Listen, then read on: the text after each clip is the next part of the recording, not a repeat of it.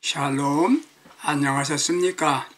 오늘은 누가복음 12장 13절에서 27절을 본문으로 이제부터는 지혜롭게 삽시다. 이제부터는 지혜롭게 삽시다. 이런 주제로 말씀을 드리겠습니다. 애청자 여러분, 지금까지 세상 살면서 나는 지혜롭게 살았다 하고 생각하는 분이 계십니까? 그렇다면 앞으로도 계속해서 지혜 있게 살아가셔야 되겠습니다. 혹은 나는 지혜롭지 못하게 살았다 하는 분 계십니까? 이제부터라도 지혜롭게 살아야 하겠습니다. 사람들은 자신은 잘나고 똑똑한 줄로 착각하게 하는 분들이 많습니다. 사람이 자신은 똑똑하다. 그렇지 않습니다. 실제는 어리석을 때가 많습니다. 그렇기 때문에 우리는 지혜를 구해야 됩니다. 세상 살아갈 때 무엇이 중요하다고 생각하십니까? 돈, 건강, 권력, 성공, 출세 다 소중하죠. 이런 것 얻기 위해서 열심히 공부도 하고 연구합니다. 이로 인해서 지혜를 얻습니다. 많이 알게 되지요. 전과가 됐습니다. 알고 보면 실은 지식보다 지혜가 더 중요하다는 것을 알게 됩니다. 지식은 배워서 알게 되는데 지혜는 배우는 게 아닙니다. 스스로 터득하게 되는 겁니다. 말해도 아는 게 많아도 정보 전달 능력이 있다 하더라도 지식이 많은 거 그렇다고 해서 지혜로운 건 아닙니다. 여기에다가 지혜와 지식을 합하여 얻었다면 겁날 것 없겠지요.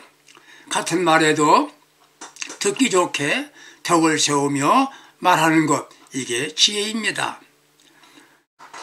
하나님께서 일천번제를 드린 솔로몬에게 묻습니다. 무엇을 줄꼬 묻습니다. 그때 솔로몬은 뭐라고 했습니까? 지혜를 주십시오 라고 말합니다. 하나님께서 그에게 지혜를 주셨습니다. 솔로몬은 멋진 왕으로 통치를 잘하게 되었습니다. 지식이 부족하여 실패하는 게 아니라 지혜가 부족하여 잘못되는 경우가 많습니다. 사랑하는 애청자 여러분, 지혜가 있으십니까? 누가복음 12장 본문 말씀 보게 되면은 예수님이 비유입니다. 어느 형제가 있었는데 형이 재산을 모두 가졌다는 것이에요. 이 형은 동생에게 줄 걸 주지 않았습니다. 그는 부자로 살았습니다. 그래서 많은 소출을 얻게 되었어요. 창고가 차고 넘칩니다. 더 큰 창고를 짓고 평안히 먹고 인생을 즐기자라고 생각을 했습니다. 하나님께서 그에게 묻습니다. 어리석은 자여, 오늘 밤 내 영혼을 찾으리니 이렇게 말합니다. 부자가 되었는데 왜 어리석다고 했겠습니까? 사람에게는 지혜가 필요하다는 것을 강조해 주는 것입니다. 탈무드에 이런 말이 나옵니다. 현명한 사람이 누구냐? 주변에 인물이 없다고 한다면 자기 자신이 스스로가 특별한 인물이 되려고 하는 사람이다. 두 번째는 스스로 자신을 생각해 주는 사람이다. 자신이 자신을 생각하지 않으면 누가 생각해 주겠나? 세 번째는 혀를 조심하는 사람이라. 인생을 진실하게 참되게 행복하게 사는 비결을 얻는 사람이다. 네 번째는 인생을 바르게 아는 것이다. 한 마리 여우가 포도밭에 들어가서 울타리 때문에 못 들어가기도 했어요. 3일 동안 굶어서 몸을 마르게 한 다음에 틈 사이로 들어가서 마음껏 먹고 배불리게 되었습니다. 그런데 나오려고 하니까 배가 불려서 나올 수가 없어요. 3일 동안 굶고 나오게 됐습니다. 여우가 하는 말입니다. 나는 들어갈 때나 나올 때나 똑같이 배고팠다. 이게 인생인 것입니다. 사흘 동안 굶고 갔는데 나올 때 굶어야 나왔다 그 말이지요. 인생도 마찬가지입니다. 공술의 공수거입니다. 죽는 날 남는 게 없다는 말입니다. 다섯 번째, 내가 만나는 사람을 통하여 무엇인가 배우는 사람이다. 그리고 여섯 번째, 다른 사람에게 상처를 주지 않은 사람이 지혜로운 사람이다. 이렇게 말한 겁니다. 본문에 이 부자는 동생에게 억울함을 끼쳤습니다. 억울하게 만드는 것입니다.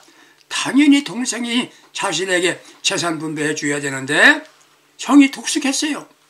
그래 우리 주님은 그를 향하여 말합니다. 이 어리석은 자요. 결국은 어리석은 자가 되었다는 것이에요. 사랑하는 애청자 여러분들은 혼자 웃고 혼자 출교하고 혼자 재미있게 살아보겠다? 그건 아닌 것이에요.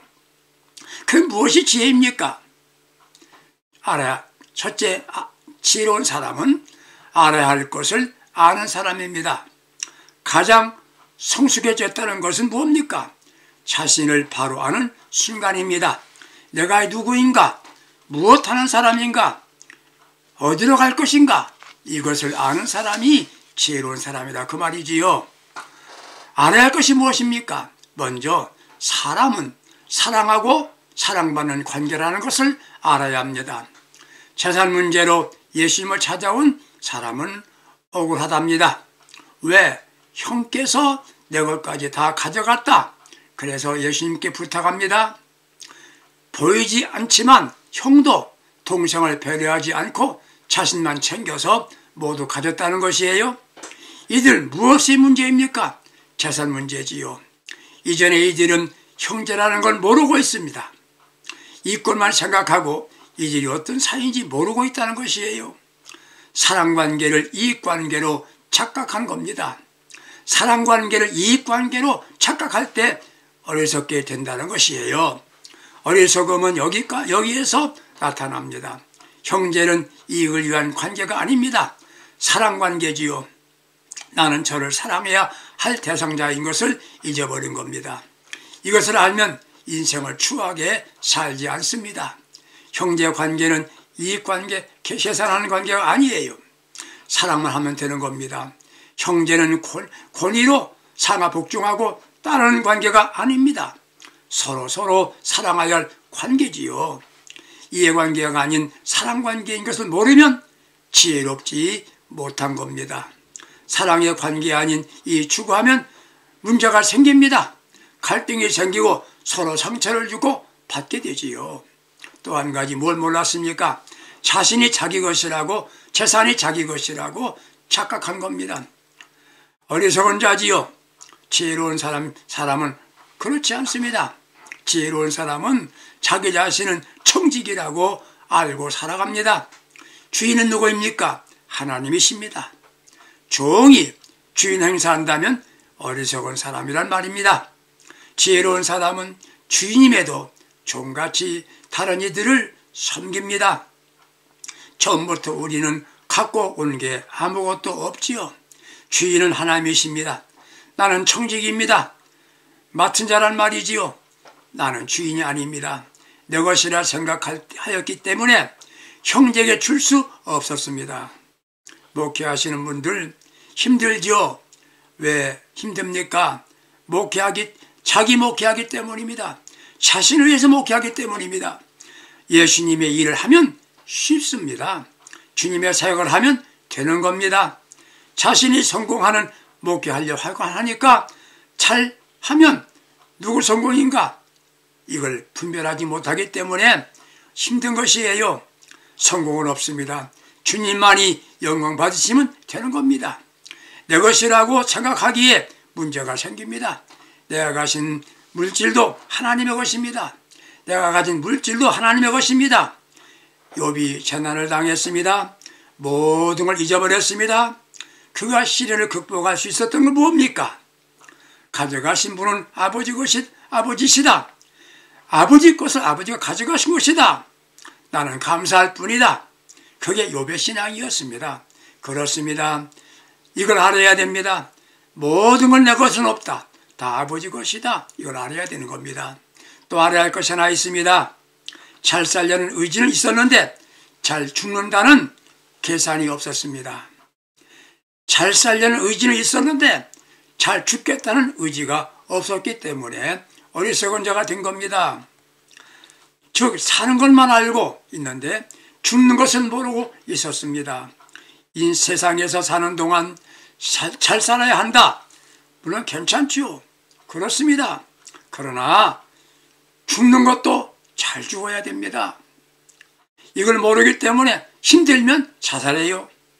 많이 먹고 쌓아놓고 잘 먹고 평안하게 살자. 이거 답인가요? 이를 위해 사람 도리가 아닌 짓을 많이 하고 있습니다. 속이지요. 이용하려고 하지요.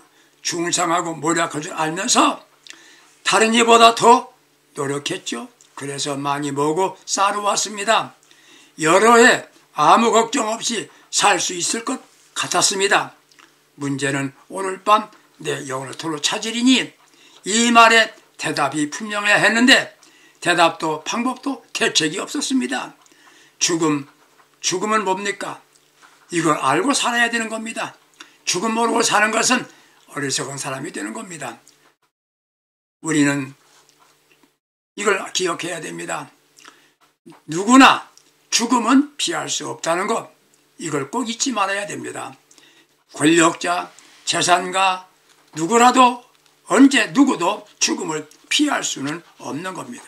히브리서 9장 27절에 한 번 죽는 것은 정한 것이다. 틀림없는 사실입니다. 사람들이 장수비회를 찾습니다. 불로, 불사 원하지만 지금까지 그렇게 된 사람은 없습니다. 사람은 세월이 가면 늙고 병들고 죽게 되어 있습니다. 또 기억할 것 죽음에 대해서 대신할 수 없다는 걸 알아야 됩니다. 예전에 곤장 대신에 곤장을 대신 맞아주고 싹쓸 받는 일이 있었습니다. 그러나 돈 주고도 대신 죽을 사람은 없습니다. 그렇기 때문에 죽음을 기억하며 살아야 된다는 것이에요. 기억할 것은 죽음은 비껴갈 수가 없는 것입니다. 쓰나미나 태풍은 비껴갈 수가 있어요. 죽음은 비껴가지 않는다는 겁니다. 그래서 죽음은 공평합니다.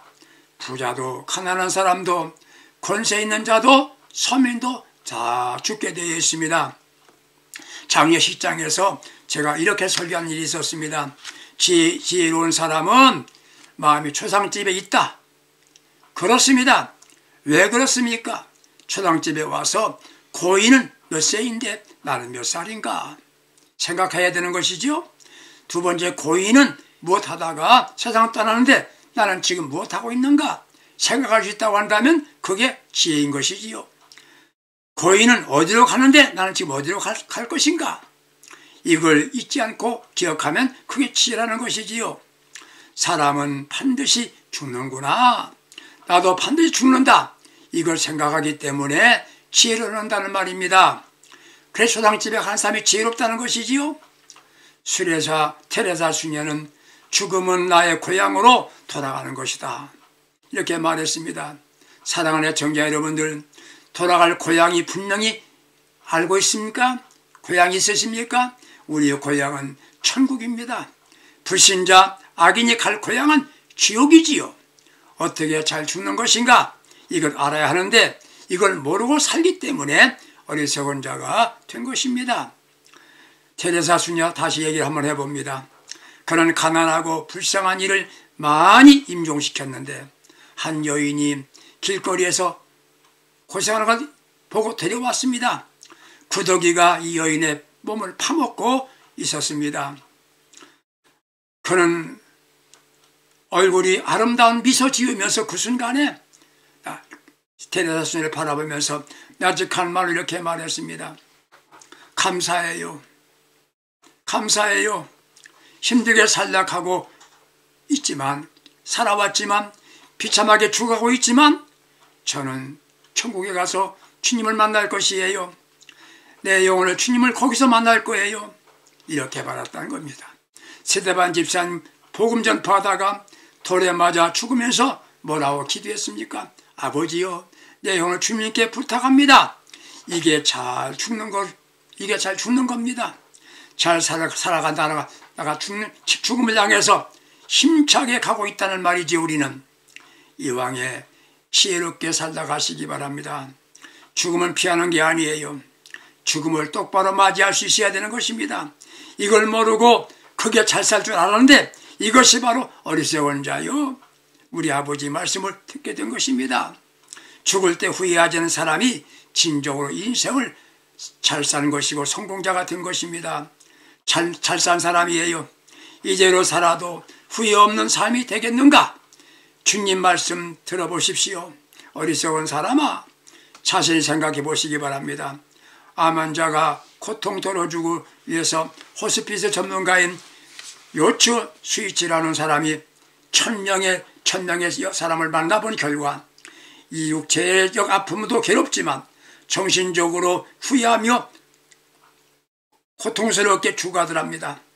대략 25가지 정도 했는데 내용을 간단히 요약하면 사랑하는 이에게 고맙다는 많이 했더라면, 진짜 하고 싶은 말은 신재를 베풀었더라면, 그 나쁜 짓을 안 했더라면, 꿈 이루기 위해서 조금 더 노력했더라면, 죽도록 일만 하지 않았더라면, 가고 싶은 것 같더라면, 내 삶 흔적을 남겼더라면, 가장 중요한 건 예수 잘 믿었더라면 이 말이었답니다. 죽을 때 후회하지 않도록 예수님 알고 믿었더라면 이게 우리는 후회 말이 아니기를 바랍니다. 알 것을, 죽을 것을 모르고 살기 때문에, 형년을 모르기 때문에 어리석은 자가 된 것입니다. 두 번째, 왜 어리석은 자가 되었습니까? 목적이 불명한 삶을 사는 사람은 지혜로운데 목적이 불명하지 않은 삶을 사람이었기 때문에 어리석은 자가 된 것입니다. 삶을 멋지게 살기 원한다면 항상 물으세요. 내가 왜 이 일을 해야 하나? 이렇게 해도 되는 것인가? 이게 주님께서 기뻐하시는 일인가? 물어가면서 살아보세요. 부자가 여러 해 평안이시고 먹고 마시고 즐기자. 19절.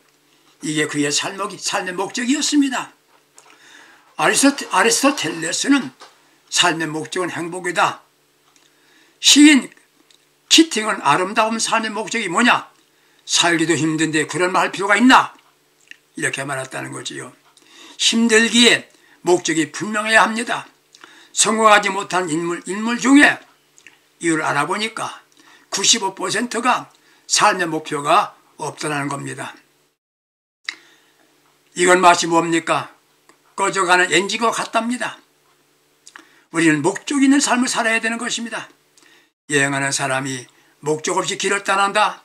왜 가는지 어디를 가는지 모른다. 그래도 가고 길을 걷는다고 가상해 보십시오.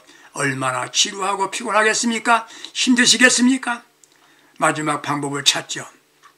한국계 학생들 최고의 성적으로 유명한 대학에 입학했습니다. 그런데 낙제율이 가장 높답니다. 낙제생 10명 중에 9명이 최고 성적으로 입학했는데 인생의 장기 목적 부재로 낙방하는 경우가 많다는 것이에요. 10명 중에 9명은 한국 학생이라는 것이지요. 왜 그렇습니까? 롱텀 롱골. 인생의 장기 목적 부재입니다. 인생의 장기 목적 부재했다는 것이에요. 지금까지 유명한 하버드대, 예일대학을 입학한 목적이 무엇입니까? 그 다음 목적이 없다는 것이에요. 누가복음 12장에 나오는 부자, 삶의 목표는 뭡니까? 나라고 하는 단어가 6번 이상 나옵니다. 나만 돈을 위해 인생 이 세상에서 잘 살아보자. 이런 목적, 즉 세상에서 소위 성공한 사람들이 가는 목표죠. 예수님의 제자인 가룟 유다를 보십시오. 예수 만났는데, 그런데 그의 목적이 달라지지 않았습니다. 돈이었죠. 돈의 목적은 자신에게 무가치하게 되었습니다. 죽고 말았죠. 신앙생활 잘한다는 이들도 목적이 무엇입니까? 잘못되면 결과는 비극입니다. 혹 세상에서 목적 달성했다, 성공했다, 출세했다, 갑부됐다, 행복합니까? 공부 많이 했다, 기쁨 드린 것 같죠? 그런데 결론은 전도서 1장 2절에 헛되고 헛되며 헛되고 헛되도다. 이보다 나은 삶 뭡니까?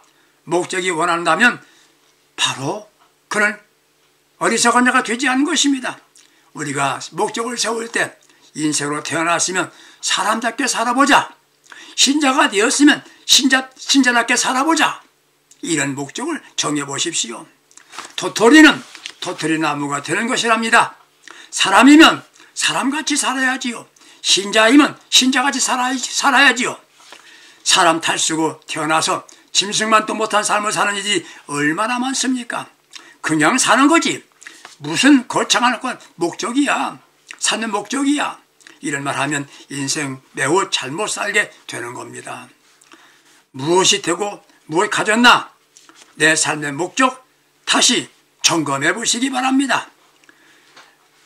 릭 위덴 목사님은 목적이 이끄는 삶이란 책을 냈습니다. 방법이 있죠. 산 정상으로 올라가라. 여러분들 등산하다가 길을 잃어버리게 되는 경우 있지요? 아무리 가도 길이 안 보입니다. 방법이 뭡니까? 정상으로 올라가라는 거예요. 그리고 방향을 찾고 길을 가라고 말합니다. 그때 길이 생기게 보인다는 것입니다. 목적하는 길 못 찾았습니까? 신앙의 정상으로 올라가세요. 길이 보입니다. 예수님이 길입니다. 예수님은 우리의 길을 내신다고 말씀하셨어요. 예수 따라가십시오. 그분 가신 길 가보려고 하십시오. 두려움, 걱정, 연속입니까? 예수 따라가는 게 목적이면 지혜롭게 살게 되는 것입니다. 어리석은 사람의 주인공이 되지 않기를 바랍니다. 어떤 사람이 지혜롭게 사는 사람입니까? 계획이 있는데 중요한 계획이 있어야 됩니다. 어리석은 사람 뭡니까? 계획이 있었는데 진짜 중요한 계획이 없었지요. 어리석은 사람입니다. 길지 않은 세상에서 잘 살아야 한다. 열에 먹을 걸 쌓아두죠. 창고가 필요하니 창고지차. 자는 것 같습니까? 평안히 먹고 즐기자. 이런 계획 세우지요. 잘한 겁니까? 멋진 비전입니까? 하나님이 준비한 축복을 받자. 이게 좋은 계획 가운데 좋은 계획이 될 것입니다. 내가 아무리 계획을 세워도 하나님이 없고 믿음이란 단어가 없습니다. 그건 어리석은 겁니다. 세상에서 산다는 건 영혼으로 연결되어야 합니다. 천국 갈 계획이 없네요. 사랑하는 애청자 여러분, 부자로 사세요. 날마다 삶 행복해야 합니다. 어떻게 해요? 건강하게 사세요. 아멘하고 사랑하며 사세요. 내가 만난 모든 사람에게 친절하세요. 겸손하게 대하세요. 이런 결심한다고 내 마음대로 되는 게 아닙니다. 하나님 축복하셔야 합니다. 성령이 역사해 주셔야 됩니다. 축복받고 잘 사는 계획과 함께 잊어서 안 되는 중요한 계획이 있어야 합니다. 죽음에 대한 계획이 분명히 있어야 되는 것입니다. 그게 뭡니까? 죽음의 복을 가져야 된다는 말이지요. 잘 죽어야 된다는 말이에요. 어떻게 해요? 예수 잘 믿는 삶을 사는 겁니다. 내 생각대로 믿는 게 아니라 주님의 뜻대로 믿고 살아야 합니다. 또 한 가지는 주와 동행하는 삶을 살아야 합니다. 창세기 5장 24절에 에녹같이 에녹은 아들을 낳았는데 무드셀라라고 했지요. 무슨 말입니까? 무드셀라, 이 생명이 끝나는 날 마지막이다. 그 말씀을 기억하고 에녹은 하나님과 300년 동안 동행하는 삶을 살았습니다. 진정한 믿음은 주님과 친해지는 것, 주님과 동행하는 것입니다. 주님과 대화하고 주님과 함께 살아가는 것, 내 욕심을 버리십시오. 욕심대로 되지 않습니다. 회개할 죄가 있으면 즉시 회개하십시오. 무엇보다 하나님께, 주님께 영광 돌리고 주님을 기쁘시게 하는 삶을 살아가고 모든 사람에게 평안을 주는 삶을 살아가시기 바랍니다. 육신적인 성공도 좋지만 주님 만났을 때 너 예수 잘 믿다 왔구나. 내가 예비한 천국으로 초청하노라. 이 말 듣는 것이 가장 지혜로운 사람이 될 겁니다. 자신을 바로 알고 삶의 목적이 무엇인지 알고 그리고 주님 뜻대로 살아야 지혜 있는 신앙인이 되는 겁니다. 보다 더 중요한 것은 영원한 하나님의 나라에 계획을 세우고 충성하고 헌신하고 살아가는 것, 이게 참된 지혜로운 삶입니다. 애청자 여러분들은 지금도 지혜롭게 사십니까? 더 지혜롭게 인생을 살아갈 수 있기를 주님의 이름으로 축복합니다. 하나님 아버지, 우리가 세상 살면서 내 마음대로 나만 생각하고 살아왔습니다. 이제 주의 말씀에 의지하여 지혜로운 삶을 살 수 있도록 은혜와 축복을 더해 주시옵소서. 예수님의 이름으로 기도합니다. 아멘. 감사합니다. 행복하세요.